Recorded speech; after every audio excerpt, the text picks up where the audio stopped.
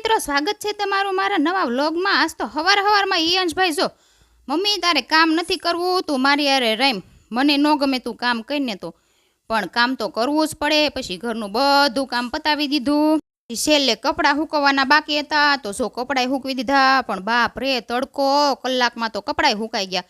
કપડાં હુકવી રહીને તા તો જેલીબેન, મમ્મી હમણાં તે મને છે ને ખીર નથી બનાવી દીધી, તું મને પેંડા જેવી ખીર બનાવી દે।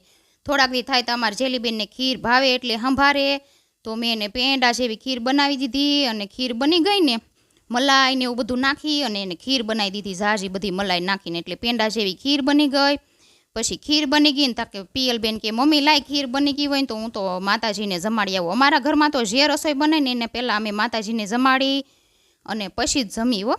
હિયાંશભાઈ તો ખીર ખાઈને 1 વાગ્યાના હોઈ ગયા હતા, તે 4 વાગ્યા ઉઠ્યા। ઉઠીને તરત કે મમ્મી રસોડામાં જા ને મારી હાટું દૂધ બનાવી। પછી દૂધ બનાવ્યું અને આ અમારી શેરીની પલટન હો, જો બધાએ કોઈ કાંદા લાવ્યા, કોઈ ટમેટું લાવ્યા, કોઈ લીંબુ લાવ્યા, કોઈ સેવડો લાવ્યા, એમ કરીને બધાએ પ્રોગ્રામ કર્યો।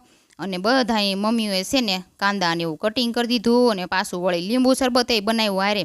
અને વળી ખાતા ખાતા બધાય જો ટાટા કરે, બધા એમ કે હાલો ખાવા, અને બધીની મમ્મીને ખાવા બોલાવતા હતા, પણ અમારો પ્રોગ્રામ નહોતો, નાના છોકરાનો હતો। પછી હું તો માર્કેટમાં વહી ગઈ, અરે મારે શાક ખૂટી ગયું હતું, કાંઈ શાક નહોતું। પછી શાક લઈ આવી અને પછી જમી કારવીને છે ને, હમણાં ઉનાળો છે ને ત્યાં રોજ પિયલબેન ને જેલુબેન એમ કે મમ્મી મારે ચોકોબાર ખાવો, આઈસ્ક્રીમ ખાવો। પછી તો જો પિયલબેન ચોકોબાર લઈ આવ્યા અને ઘનશ્યામ હાટું છે ને થમ્સઅપ લઈ આવ્યા। અને ઈયાંશભાઈને જો કેવી ચોકોબાર ભાવે છે ને, ઈયાંશ બધાને એમ કહે છે હાલો ચોકોબાર ખાવા બધાય। અને પિયલબેન જો હજી ખાઈ છીએ। તો સારું, હાલો વિડીયો ગમ્યો હોય તો લાઈક શેર કરી દેજો, ચેનલમાં નવા હોય તો